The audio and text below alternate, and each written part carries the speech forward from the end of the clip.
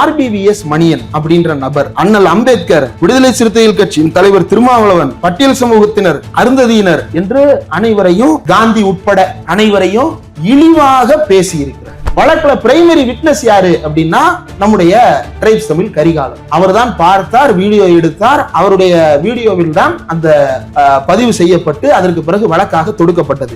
Judge என்ன கேட்கிறாருன்னா, பென்டிரைவ்ல இருக்கிற வீடியோவை பார்த்தேன், அது 13ஆம் தேதி டவுன்லோடு செய்யப்பட்டதுன்னு நீங்க சொல்றீங்க, ஆனா மாடிஃபைடு ஆன்னு போட்டு 14ஆம் தேதின்னு போட்டிருக்கு, அதனால இந்த விட்னஸ், இந்த எவிடன்ஸ் செல்லாது. சரிங்க, நேர்ல பார்த்த சாட்சிகள் இருக்கிறாங்க. அந்த வீடியோல அவர் என்ன பேசினார் என்பதை அச்சு பிசகாமல் கரிகாலன் சொல்லுகிறார். அதனால் கரிகாலன் சொன்னது செல்லாது. இதெல்லாம் பேசிவிட்டு நான் பேசவே இல்லை அப்படின்னு, இது ஏஐ வீடியோன்னு சொல்லிட்டு, ஆதாரங்கள் போதவில்லைன்னு சொல்லிட்டு ஆர்பிவிஎஸ் இப்படி என்னவெல்லாம் பேசி நாங்கள் விடுதலை ஆகலாம் யுவரானர். சமூக நீதித்துறை அமைச்சராக பொறுப்பேற்று இருக்கக்கூடிய மாண்புமிகு அமைச்சர் தோழர் வன்னியரசு அவர்களுக்கு நான் உரிமையோடு கோரிக்கை வைக்கிறேன். தயவு கூர்ந்து இந்த வழக்கை அரசு தரப்பிலிருந்து மேல்முறையீடு செய்யுங்கள். ஆர்பிவிஎஸ் மணியன் அப்படின்ற நபர், அந்த ஆர்பிவிஎஸ் மணியன் அப்படின்றவர் வந்து ஒரு வலதுசாரி, இந்து முன்னணியோ ஏதோ ஒரு கட்சியில நிர்வாகியெல்லாம் இருக்கிறாரோ இருந்தாரோ, வலதுசாரி, அவ்வளவுதான். அந்த வலதுசாரி பல இடங்கள்ல உபன்யாசம் பண்ணிட்டு இருக்கிறது வழக்கம். தொடர்ந்து சாதி ரீதியாக பார்ப்பனர் அல்லாத மக்களை இழிவுபடுத்துவதே வழக்கமாக வைத்திருக்கக்கூடிய நபர். அவர் வந்து என்ன பண்ணாரு அப்படின்னா, கடந்த 2023ஆம் ஆண்டு செப்டம்பர் 11ஆம் தேதி டிநகர் தனியாச்சலம் ரோட்ல இருக்கக்கூடிய பாரதிய வித்யா பவன்ல திருவள்ளுவர், இஸ்லாமிய சமூகத்தை சேர்ந்தவர்கள், அண்ணல் அம்பேத்கர், விடுதலை சிறுத்தைகள் கட்சியின் தலைவர் திருமாவளவன், பட்டியல் சமூகத்தினர், அருந்ததியினர் என்று அனைவரையும், காந்தி உட்பட அனைவரையும் இழிவாக பேசியிருக்கிறார். என்னென்னலாம் இழிவாக பேசினார் என்பது சமூக வலைதளங்கள்ல வீடியோவாக இருந்தது. அதற்கு பிறகு ஆர்பிவிஎஸ் மணியன் தரப்பிடமிருந்து யூடியூபுக்கு போன அழுத்தத்தின் காரணமாக நீக்கப்பட்டிருக்கிறது. அந்த வீடியோவை ரெக்கார்ட் பண்ணது வேற யாரும் இல்ல, நம்ம ட்ரைப்ஸ் தமிழ் கரிகாலன். அவர் ரெக்கார்ட் பண்ணியிருக்கிறாரு. தினமலர் ரெக்கார்ட் பண்ணியிருக்கிறாங்க. 2 சேனல்ல வீடியோ இருக்கு. யூடியூபுக்கு காப்பிரைட் நோட்டீஸ் அனுப்பி இந்த 2 வீடியோவை நீக்க வச்சிருக்கிறார். யாரு? ஆர்பிவிஎஸ் மணியன். இதெல்லாம் கேஸ் நடக்கும் போதே, அன்னைக்கு நைட்டே இது கேஸா பதிவு செய்யப்படுது. இதை கண்டித்து விடுதலை சிறுத்தைகள் கட்சியின் தலைவர் திருமாவளவன் அவர்கள் சில இடங்கள்ல பேசி இருக்கிறார். கூட்டங்கள்லையும் பேசி இருக்கிறாரு, பத்திரிகையாளர்கள்ட்டையும் பேசி இருக்கிறாரு. இதை வழக்காக போட்டது யாருன்னா, விடுதலை சிறுத்தைகள் கட்சியை சேர்ந்த சென்னையில மத்திய மாவட்டமோ மேற்கு மாவட்டமோ மாவட்ட செயலாளர் தோழர் செல்வம் என்பவர் தான் இந்த வழக்கை போட்டவர். வழக்குல ஆர்பிவிஎஸ் மணியனுக்கு எதிராக ஆஜரானது யாருன்னா, அரசு தரப்புல இருந்து ஸ்பெஷல் பப்ளிக் ப்ராசிக்யூட்டர் பார்வேந்தன், வழக்கறிஞர் பார்வேந்தன். அவர் விடுதலை சிறுத்தைகள் கட்சியினுடைய வழக்கறிஞர் பாசறையினுடைய மாநில செயலாளராக இருந்தார். இப்பவும் அதே பொறுப்புன்னு தான் நினைக்கிறேன்.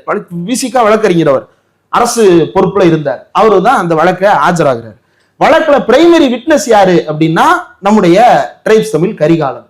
அவர் தான் பார்த்தார், வீடியோ எடுத்தார். அவருடைய வீடியோவில் தான் அந்த பதிவு செய்யப்பட்டு அதற்கு பிறகு வழக்காக தொடுக்கப்பட்டது.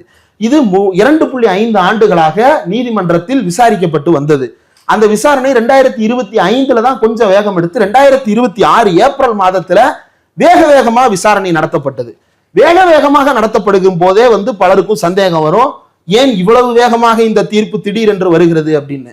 எனக்கு அந்த சந்தேகம் வரல. ஏன்னா நீதிபதியின் தீர்ப்புக்கு நான் எப்போதுமே உள்நோக்கம் கற்பிக்க மாட்டேன். நீதிபதிகள் எப்பவுமே ஜென்யூனா மட்டும்தான் தீர்ப்பு கொடுப்பாங்க. நீதிபதி யார் அப்படின்னா, முதன்மை குற்றவியல் நடுவர் திரு கார்த்திகேயன் அவர்கள் வந்து தீர்ப்பளிக்கிறார். பாரதிய வித்யா பவனில் செப்டம்பர் 11ஆம் தேதி கூட்டம் நடந்ததா இல்லையா? நடந்தது. ஆர்பிவிஎஸ் மணியன் பேசினாரா இல்லையா? பேசினார். பேசியதை கரிகாலன் வீடியோ பதிவு செய்தாரா இல்லையா? பதிவு செய்தார். பதிவு செய்ததில் அவர் அண்ணல் அம்பேத்கரை, திருவள்ளுவரை, திருமாவளவன் அவர்களை, மகாத்மா காந்தியை இழிவாக பேசி இருக்கிறாரா? ஆம், பேசி இருக்கிறார். இப்ப கோர்ட்ல இதை நிரூபிக்கணும்னு சொல்லி என்ன பண்றாங்கன்னா, சில ப்ராசஸ் பண்றாங்க. அந்த ப்ராசஸ்ல 2 விஷயத்தை குறிப்பிடுறாங்க. 1, primary witness, prosecution witness number 3 Karikalan. அவர் விட்னஸ் சொல்றாரு. அவர் பதிவு பண்ண வீடியோ எவிடன்ஸ். இந்த 2 இருக்கு இல்லையா? இந்த ரெண்டையும் வச்சுதான் இந்த கேஸை ப்ரூவ் பண்ணணும். இந்த எவிடன்ஸ் வந்து என்ன பண்றாங்க அப்படின்னா, யூடியூப்ல இருந்து போலீஸ் தரப்பு டவுன்லோட் பண்றாங்க. டவுன்லோட் பண்ண வீடியோவை ஒரு பென்டிரைவ்ல காப்பி பண்றாங்க.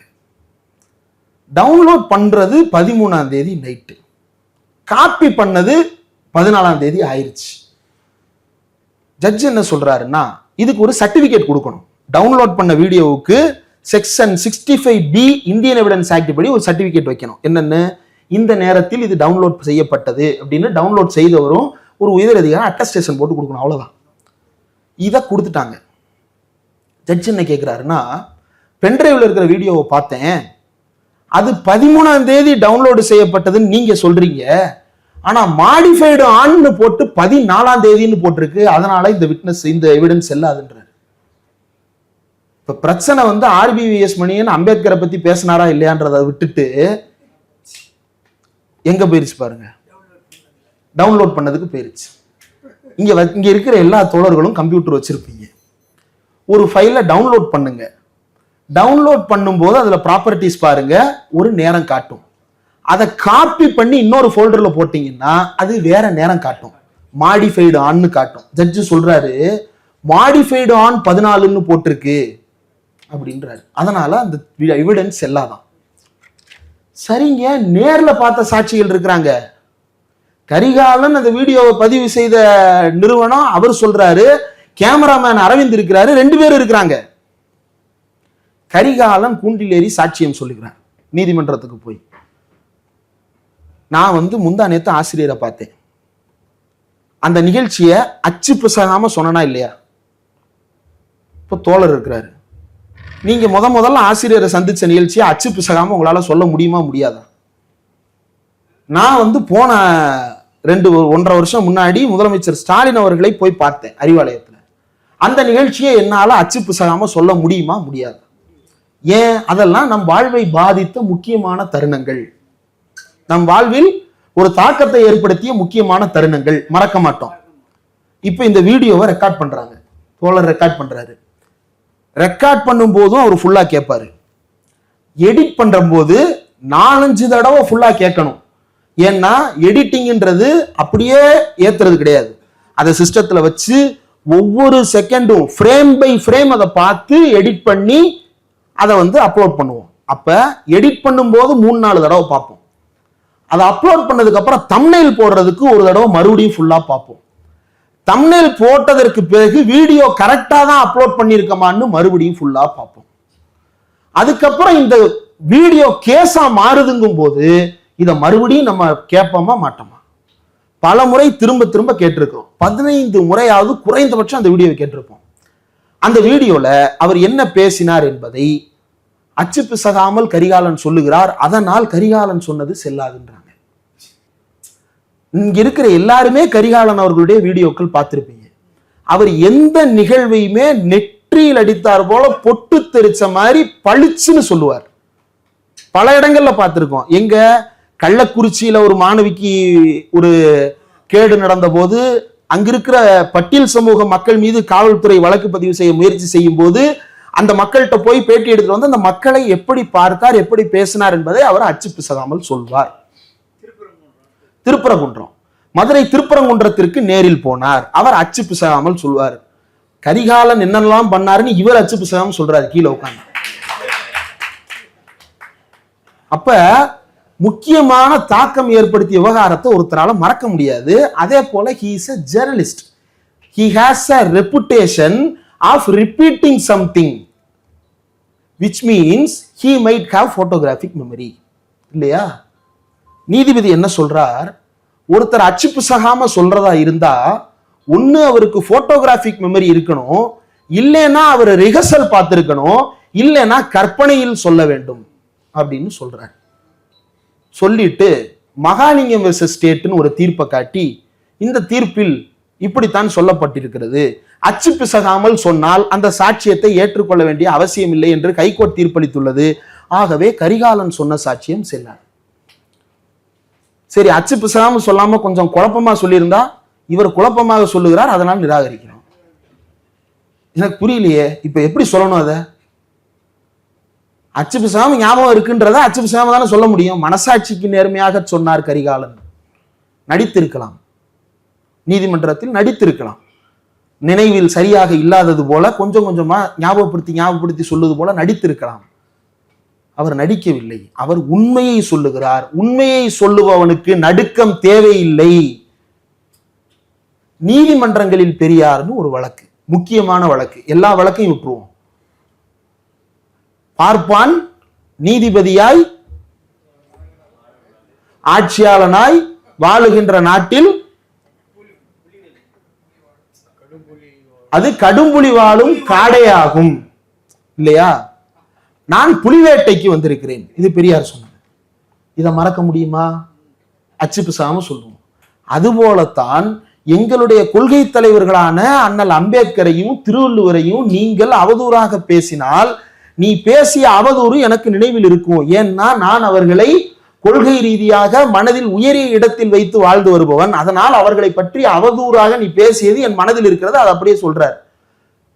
ஆனா கரிகாலன் அச்சு பிசகாமல் சொல்லிவிட்டார் என்ற ஒரே காரணத்திற்காக கரிகாலனுடைய இதையெல்லாம் நீக்கிவிட்டார்கள். இன்னொன்னு, அந்த வீடியோவுக்கு கரிகாலன் ஒரு தம்ப்நெயில் வைத்திருக்கிறார். அந்த தம்ப்நெயில்ல என்ன குறிப்பிட்டிருக்கிறார் அப்படின்னா, தம்ப்நெயில்ல குறிப்பிடுறதுக்கு முன்னாடி ஆர்பிவிஎஸ் மணியன் என்ன பேசினார் அப்படின்றத நாம அண்டர்லைன் பண்ணி பார்க்கணும் இல்லையா? ஆர்பிவிஎஸ் மணியன் என்ன சொல்லுகிறார் என்றால், அம்பேத்கர் சக்கிலியர், திருவள்ளுவர் திருமாவளவன் பறையர், ரெண்டு பேருக்கும் என்ன சம்பந்தம்? பறையர் பல்லர் வீட்டுல பொண்ணு எடுப்பாரா, கல்யாணம் பண்ணுவாரா? பறையர் சக்கிலியர் வீட்டுல கல்யாணம் பண்ணுவாரா? இவனுங்கள் எல்லாம் அடிச்சு திங்கிற சாதி. அடிச்சு திங்கிற சாதினா என்ன? அது ஒரு சமூகத்தை புருட்டலைஸ் பண்றது இல்ல, ஒரு சமூகத்தை வயலண்டான சமூகமா சித்தரிக்கிறது இல்ல, அது அவதூறு இல்ல. அது SC/ST வன்கொடுமை சட்டத்துல வருமா வராதா? அதை பத்தி எல்லாம் நாங்க ஏன் சார் ஆய்வு செய்யணும்? போட்டோகிராபிக் மெமரியோட கரிகாலன் பேசுகிறார், அதனால அவருடைய சாட்சியம் செல்லாதுன்னு நீதிபதி சொல்றார். எவிடன்ஸ்ல டேட் வந்து மாடிஃபைடு ஆன்னு வேற டேட் காட்டுது சார், அதனால அது செல்லாதுன்னு நீதிபதி சொல்றார். நீதிபதி நினைத்திருந்தால் ஒரு வாய்ப்பை கொடுக்கலாம். என்ன வாய்ப்பு? பிராசிக்யூஷன் தரப்பில் சில குறைபாடுகள் இருக்கிறது, நிவர்த்தி செய்ய நேரம் கேட்கலாம், கொடுக்கலாம். பிராசிக்யூஷன் தரப்பும் அதை கேட்டிருக்கலாம், அரசு தரப்பும் அதை கேட்டிருக்கலாம், அவரும் அதை கொடுத்திருக்கலாம். மாறாக அதை சரி செய்து கொள்வதற்கான வாய்ப்புகள் எதற்கும் இடமில்லாத வகையில் இந்த சாட்சியமும் கரிகாலன் சொன்ன சாட்சியும் நிராகரிக்கப்பட்டதாக அறிவிக்கிறார். இப்போ இப்படி சொல்லிட்டார்ல, இது வந்து அவர் சொன்னது. இதை யாரு டைப் பண்றா? போலீஸில் வேலை பார்க்கக்கூடிய சதீஷ் என்கின்ற நபர், அவர் பிராசிக்யூஷன் விட்னஸ் நம்பர் 5, அவர் தான் வந்து இதை டைப் பண்றாரு. டைப் பண்ணவரும் அந்த வீடியோவை கேட்டிருக்கிறாருல்ல, அந்த வீடியோவை பார்த்திருக்கிறாருல்ல. இவ்வளவு பேர் பார்த்தும் இவ்வளவு பேர் கேட்டும் அதை பற்றி எல்லாம் எங்களுக்கு கவலை இல்லை, வீடியோ மாடிஃபைடு ஆன்னு காட்டுது அப்படின்னா அது செல்லாது. அவர் என்ன நினைச்சிட்டாருன்னு தெரியல. மாடிஃபைடு ஆன்னா ஏஐ மூலமா சித்தரிக்கிறதா? ஒன்னு தெரிந்து கொள்ளுங்கள் தோழர்களே, ஒரு அரசாங்கம் தமிழ்நாட்டில் சிங்கப்பெண் படை இல்ல, சிங்கப்பெண் சிறப்பு அதிரடிப்படை ஆரம்ப விழாவில் ஒரு வீடியோ போட்டாங்க. வீடியோ பார்த்தீங்களா? பின்னாடி ஒரு மெட்ரோ. என்ன மெட்ரோ? தமிழ் தூர் அப்படின்னு சொல்லிட்டு மேல ஒன்று காட்டுச்சு, அதுவும் ஸ்பெல்லிங் மிஸ்டேக்கோட. இங்கிலீஷ்ல ஆலந்தூர், அது ஃப்ரேமுக்கு ஃப்ரேம் மாறுது. ஆலந்தூர், அளத்தூர், அலங்காடு. வீரப்பனை பிடிக்கிற இடத்துல மெட்ரோ இருந்துச்சான்னு தெரியல, ஆலங்காட்டுன்னு இப்படி எல்லாம் காட்டுது. இது யாரு? தமிழ்நாடு அரசு தயாரித்த வீடியோ. வருஷத்துக்கு 4.5 லட்சம் கோடிக்கு பட்ஜெட்டை ஒதுக்கக்கூடிய ஒரு மாநில அரசாங்கம் தயாரிக்கின்ற வீடியோ. இவ்வளவு தப்பும் தவறுமா இருக்கு. சம்பளம் போட வழி இல்லாம சேனல் நடத்துற நாங்க அதை மார்பிங் பண்ணியிருக்கோம்னு சொல்றாங்களே, இதை யாராலாவது ஏற்றுக்கொள்ள முடியுமா? மார்பிங் பண்றதுக்கெல்லாம் வந்து தொழில்நுட்பத்துல எவ்வளவு செலவாகும் தெரியுமா? அவ்வளவு செலவு பண்ணி உள்ள வைக்கிறதுக்கு ஆர்பிவிஎஸ் மணியன் அவ்வளவு ஒர்த்து இல்லை. இவரானர் மார்பிங் பண்ணிட்டோமா, ஏஐல பண்ணிட்டோமா, யாரு? டிஃபென்ஸ் தரப்பு. இப்படி எல்லாம் சொல்லி ஆர்பிவிஎஸ் மணியன் வந்து இப்படி பேசிட்டார் இல்லையா? இதுக்கு வந்து ஒரு தம்ப்நெயில் வைக்கணும்ல யூடியூப்ல. என்ன தம்ப்நெயில் வைக்கலாம்? ஆர்பிவிஎஸ் மணியன் சர்ச்சை பேச்சு வச்சாச்சு. அவர் பேசினதுல எது சர்ச்சை?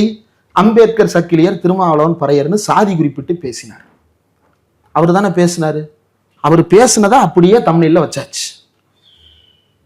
அம்பேத்கர் ஒரு சக்கிலியர், திருமாவளவன் ஒரு பறையர், ஆர்பிவிஎஸ் மணியன் சர்ச்சை பேச்சு. இந்த தம்ப்நெயில் ரொம்ப கான்ட்ரோவர்சியலா இருக்கு. அதனால கரிகாலன் சந்தேகத்துக்குரிய நபர் என்பதால் அவரை நாங்கள் நிராகரிக்கிறோம். இது வாதமா? கேஸ் எதுக்கு நடத்துறோம்? ஆர்பிவிஎஸ் மணியன் பேசினாரா இல்லையா என்பது குறித்து.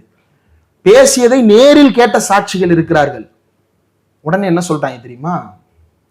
ட்ரைப்ஸ் தமிழ் சேனலை நாங்க நிகழ்ச்சியில கலந்துக்கிட சொல்லி கூப்பிடவும் இல்லை, அதை ரெக்கார்ட் பண்ணவும் நாங்க சொல்லல, அதனால அவங்க சொல்ற சாட்சியம் செல்லாதுன்னு டிஃபென்ஸ் தரப்பு. யாரையுமே கூப்பிடலன்னா எதுக்கு அனைவரும் வருகன்னு தினமணியில விளம்பரம் போடுறேன். அனைவரும் வருகன்னா என்னங்க அர்த்தம்? எல்லாரும் வாழ்ந்தான்னு அர்த்தம். நம்ம தான் புரிஞ்சுக்கணும். அவ நடத்துற கூட்டத்துல அனைவரும்னா எவான்னு நம்ம புரிஞ்சுட்டு இருந்திருக்கணும். புரியாம போய் இப்படியான கன்றாவிகளை கேட்டுட்டு வந்து அதை மக்கள் மத்தியில எக்ஸ்ப்ளோஸ் பண்ணா நமக்கு எதிராக வழக்க திருப்பி ஆர்பிவிஎஸ் மணியன் விடுதலை.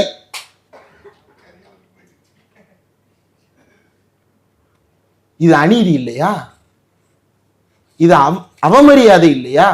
இந்த கோர்ட் அம்பேத்கருக்கு செய்கின்ற அவமரியாதை இல்லையா? இதுக்கு நடுவில் அந்த ஆர்பிவிஎஸ் மணியன் 2 தடவை பெயில் கேட்டு அப்ளை பண்ணாரு.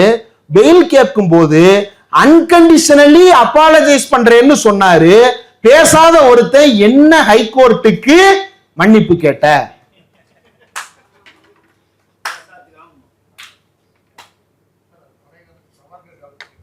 சாவர்கர் காலத்து டெக்னிக். மன்னிப்பு கேட்டா விட்டுருவாங்க. ஒரு முறை மறுக்கப்பட்டது, பிறகு கொடுக்கப்பட்டது. அந்த அப்பாலஜி உடல்நிலை காரணத்தை ஏற்றுக்கொண்டு அவர் விடுவிக்கப்பட்டார். விடுவிக்கப்பட்டவர் இப்போது அந்த வழக்கிலிருந்து முழுவதுமாக விடுவிக்கப்பட்டிருக்கிறார். இதுல நமக்கு இருக்கக்கூடிய கேள்விகள் சில. அண்ணல் அம்பேத்கர் குறித்து இவ்வளவு அவதூறாக பேசிவிட்டு ஒருவர் நான் அப்படி பேசவே இல்லை என்று துணிகரமாக சொல்லுகிறார். அதை கோர்ட் ஆதாரங்கள் போதவில்லை என்பதற்காக அவரை விடுதலையும் செய்கிறது என்றால் எனக்கு புரியலையே. இது எந்த நாடு? யார் வாழும் நாடு? எதன் அடிப்படையில் ஆட்சி செய்யப்படுகின்ற நாடு? யார் எழுதிய அரசியலமைப்பு சட்டம்? அந்த ஆர்பிவிஎஸ் மணியன் பேசினது என்ன தெரியுமா? அம்பேத்கர் என்னவோ சட்டத்தை எழுதிட்டதா இவன்லாம் தூக்கிட்டு திரியிறான். அம்பேத்கரா சட்டத்தை எழுதினாரு? ராஜேந்திர பிரசாத் தலைமையில பல பேர் எழுதினாங்க. ஒருத்தன் டைப் அடிச்சான், ஒருத்தன் ஸ்டெனோகிராஃப் பார்த்தான், அதை ப்ரூஃப் பார்த்தவன் தான் அம்பேத்கர் அப்படின்னு ஒருமையில பேசுறாரு. பேசிய பிறகு நீதிமன்றம் அவரை விடுதலை செய்கிறது. விடுதலை சிறுத்தைகள் கட்சியின் தலைவர் எழுச்சி தமிழர் முனைவர் திருமாவளவன் நாடாளுமன்ற மக்களவை உறுப்பினர், 3 முறை நாடாளுமன்ற மக்களவை உறுப்பினர், 1 முறை சட்டப்பேரவை உறுப்பினர். அவரை சாதி சொல்லி திட்டிவிட்டு ஆர்பிவிஎஸ் மணியன் விடுதலை. திருவள்ளுவருக்கு அப்பம் பேர் தெரியுமா அப்படின்னு கேட்டுட்டு ஆர்பிவிஎஸ் மணியன் விடுதலை. சாவர்கர் மாதிரி காந்தி கோர்ட் நீதிமன்ற படியேறி இருக்கிறாரா? சாவர்கர் மாதிரி காந்தி ஜெயிலுக்கு போயிருக்கிறாரா அப்படின்னு கேட்டுட்டு ஆர்பிவிஎஸ் மணியன் விடுதலை. வெள்ளக்காரன் டீ கொடுத்து கவனிச்சான் காந்திய, சாவர்கர் மாதிரி ஜெயிலுக்கு போயிருக்கிறாரா அப்படின்னு கேட்டுட்டு ஆர்பிவிஎஸ் மணியன் விடுதலை.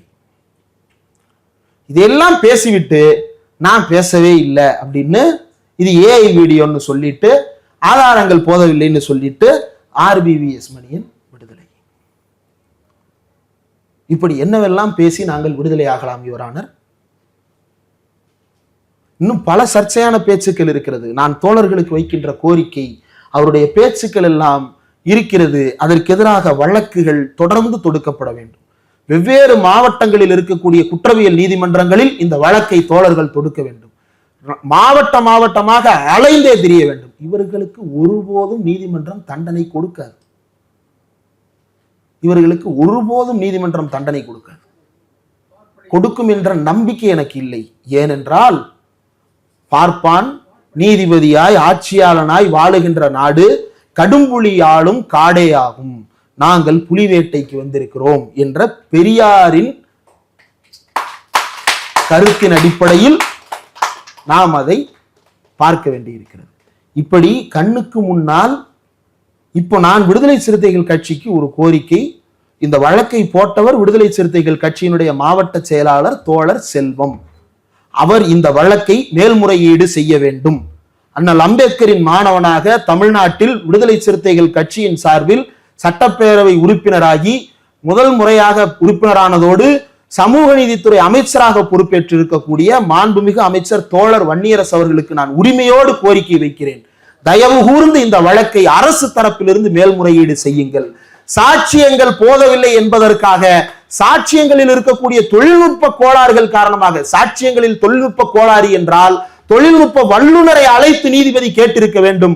அப்படி எதையும் கேட்காமல் இந்த வழக்கில் அம்பேத்கரை பற்றி, மகாத்மா காந்தியை பற்றி, திருவள்ளுவரை பற்றி, எழுச்சி தமிழர் திருமாவளவன் அவர்களை பற்றி, சமூகத்தில் இருக்கக்கூடிய ஒரு சாதியை பற்றி அவதூறாக இழிவாக பேசிய ஒருவர் மீது வன்கொடுமை தடுப்பு சட்டம் போட்டு போன அரசு அவரை உள்ளே தள்ள முயற்சி செய்தது. ஆனால் சாட்சியம் போதவில்லை என்று போன ஏப்ரல் மாதத்தில் அந்த மனிதன் விடுவிக்கப்பட்டிருக்கிறார். இதை தோழர் வன்னியரசு அவர்கள் தயவு கூர்ந்து கவனத்தில் எடுத்துக்கொண்டு அரசு தரப்பு இதை மேல்முறையீடு செய்ய வேண்டும். ஏனென்றால் அரசு தான் அவர் மேல வழக்க பதிவு செஞ்சு நடத்தினது. அரசின் வாதங்கள் தோற்கடிக்கப்பட்டிருக்கிறது. மானம் உள்ள ஒரு அரசு மேல்முறையீடு செய்தே ஆக வேண்டும். செய்யாது என்று தோழர் சொல்லுகிறார். செய்ய வேண்டும் என்று நாங்கள் வலியுறுத்துவதை தவிர வேறு என்ன இருக்கிறது? பிசிக இதை கையில் எடுக்க வேண்டும். நான் அதனாலதான் விடுதலை சிறுத்தைகளை நோக்கி இந்த கோரிக்கையை வைக்கிறேன். ஏனென்றால் சட்டப்பேரவையில் முதல் முறை பேசும் போதே அண்ணல் அம்பேத்கரனுடைய வரிகளை குறிப்பிட்டு, ஜனநாயக உரிமைகள் குறித்து அண்ணல் அம்பேத்கர் பேசிய வரிகளை குறிப்பிட்டுத்தான் தோழர் வன்னியரசு அவர்கள் பேசினார். தயவு செய்து இந்த வழக்கை அப்பீலுக்கு கொண்டு போகணும். இல்லாவிட்டால் பட்டியல் சமூகத்தை சேர்ந்த யாராவது ஒருவர் இதில் பாதிக்கப்பட்டதாக உணர்ந்தால் அவர்கள் வழக்கு தொடுக்கலாம். இது தமிழ்நாடு முழுக்க இந்த வழக்கு போய் சேர வேண்டும். ஆர்பிவிஎஸ் மணியன் போன்ற வகையராக்கள் நாவு அடக்கம் இல்லாமல் துணிச்சலாக இப்படியான கருத்துக்களை மோடிக்கு எதிராக என்னால் பேசிவிட்டு சும்மா இருக்க முடியுமா? ஏன் ராகுல் காந்தியை சும்மா விட்டார்களா? மாணிக்கம் தாகூர் அவர்கள், ராகுல் காந்தி அவர்கள், எத்தனை பேர் தமிழ்நாட்டில் இப்போது என்னென்னமோ பேசிக் கொண்டிருக்கிறார்கள். மகாத்மா காந்தி ஜெயிலுக்கு போயிருக்கிறாரா இல்லையா, அவர் வெள்ளக்காரன்ட்ட வாங்கி தின்னாருன்னு பேசிட்டு ஒருத்தர் ரிலீஸ் ஆயிருக்கிறாரு. இதுக்கு எதிராக காங்கிரஸ் நிலைப்பாடு என்ன? திமுக காரன் பேசினா மட்டும்தான் அவங்களுக்கு அப்படின்னு நான் சொல்லல, ராகுல் காந்தி சொல்றாரு. எப்ப? இன்னைக்கு இந்தியா கூட்டம் நடந்தது, அதெல்லாம் முடிஞ்சு. அப்பயே மார்க்சிஸ்ட் கம்யூனிஸ்ட் கட்சி தோழர் பினராயி விஜயனுக்கு எதிராக நடந்த விவகாரம் குறித்து ராகுல் காந்தி அப்போது நடந்து கொண்ட மோசமான நடத்தை குறித்து கூட்டத்தில் கேள்வி எழுப்பினார்கள். யார் போனார்னா ஜான் பிரிட்டோ போனார். ஜான் பிரிட்டோ போய் அங்கு கேள்வி எழுப்பினார். பதில் என்ன சொல்லப்பட்டது என்று தெரியவில்லை. இன்றைக்கு ராகுல் காந்தி பேசி இருக்கிறார். என்ன பேசினார் தெரியுமா? தோழர் பினராயி விஜயன் குறித்த கருத்துக்கள் பற்றி சொன்னார்கள். நான் அப்படியே வாசிக்கிறேன். நான் எதுக்கு நானா சொல்லிக்கிட்டு என் மனதிலிருந்து நான் ஒண்ணு சொல்ல அவங்களுக்கு அது கோபம் வர எதுக்கு சார்? விகடன்ல போட்டிருக்கிறாங்க. அப்ப அது கரெக்டா தான் இருக்கும். நாம் ஒருங்கிணைந்து செயல்படவில்லை என்ற எண்ணத்தை கைவிட்டு விடுங்கள். ஓகே, கைவிட்டுலாம். இவை அனைத்தும் பாஜக பரப்பி வரும் கருத்துக்கள். அப்படியா? இது உண்மை அல்ல. சரி, இதை நான் 100% உறுதியாக சொல்லுகிறேன். சந்தோஷம்.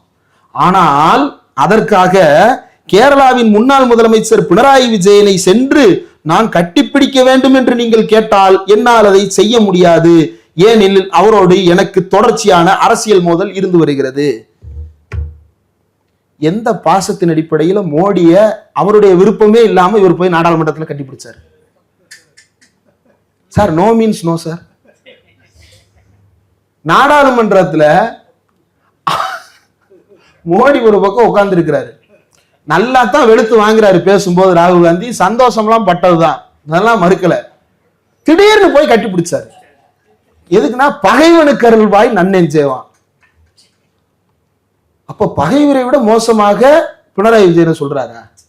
அரசியல் மோதல்னா எனக்கு புரியலையே. என்ன அரசியல் மோதல்? அவங்க கேட்கிறாங்க, நாங்க உன்னை பத்தி எதுவும் சொல்றோமா? நீயாத்தான் வந்து வாய விட்டுட்டு போறேன்றாங்க. களத்துல 2 பேரும் எதிரெதிரா வேலை பார்க்கறோன்றது வேற.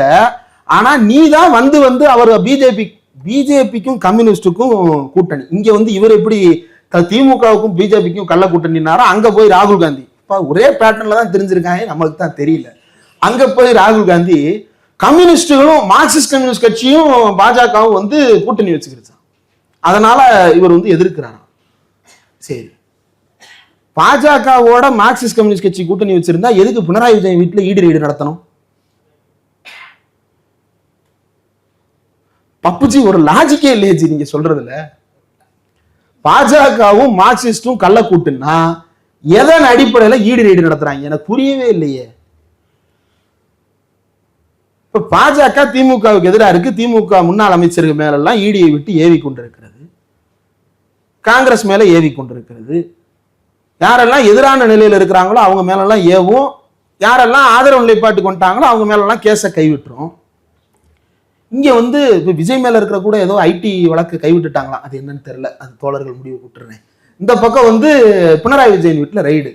இவர் வந்து அப்படிதான் குத்துங்க எசமா குத்துங்க அப்படின்ற மாதிரி, நடத்துங்க எசமா நடத்துங்க, ஈடு ரைடு நடத்துங்க அப்படின்னு இருக்காரு. மாநில அளவுல உங்க அரசு அமைஞ்சிருச்சு இல்ல, மாநிலத்தில் இருக்கக்கூடிய டிவிஎஸ்சி ஏதாவது வழக்கு எடுத்து நடத்தலாம்ல, நீ எதுக்கு கொண்டு போய் ஈடிட்ட கொடுக்குற? அப்ப ஈடிட்ட வழக்கு நடத்தணும்னு சொன்னது மட்டும் இல்லாம பினராயி விஜயனோடு பிணக்கு, அதனால நான் கட்டிப்பிடிக்க மாட்டேன் அப்படின்னா மோடியோடு என்ன கணக்கு அங்க போய் நீ கட்டிப்பிடிச்ச?